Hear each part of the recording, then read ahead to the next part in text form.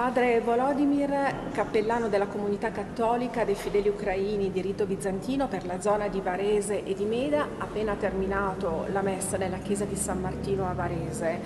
Sono giorni difficili, cosa state facendo per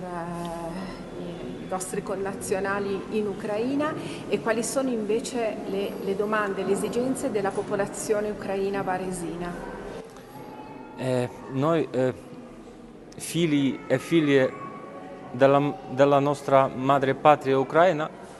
fin dall'inizio, quando è scoppiata questa guerra, ci sentiamo come figli che stanno lontano nel momento in cui stanno picchiando la nostra mamma, che sta sanguinando, e non fare nulla, è solo che pregare per lei. E a distanza di 2000, anche di più chilometri, di raccogliere medicinali e altra roba che è necessaria in questo difficile momento. Noi ci siamo come comunità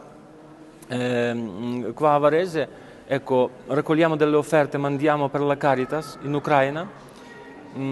anche raccogliamo dei medicinali che c'è tanto bisogno, perché ci sono stati tanti feriti e adesso abbiamo ricevuto anche la richiesta urgente da parte dei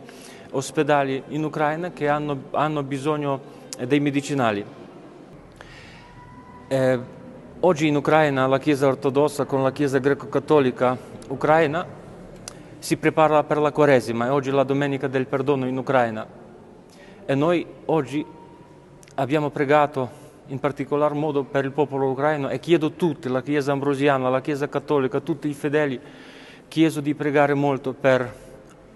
la pace in Ucraina, ma anche prego di pregare per noi, che noi saremo in grado di perdonare coloro